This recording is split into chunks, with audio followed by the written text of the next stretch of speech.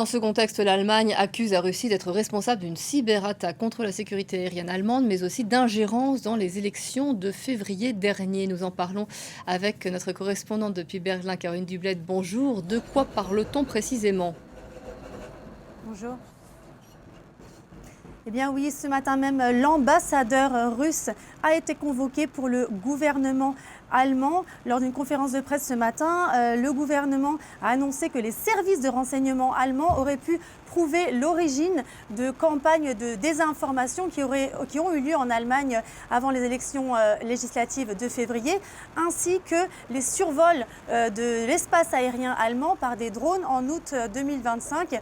Toutes les pistes remontent aux services militaires russes et c'est les raisons pour lesquelles donc l'ambassadeur russe a été convoqué.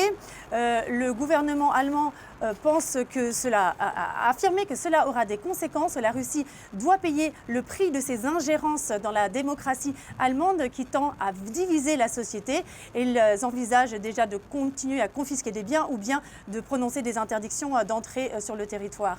On entend ce contexte de menace, cette guerre hybride que l'on évoque depuis des mois. Il y a aussi préparation de l'Allemagne depuis plusieurs semaines.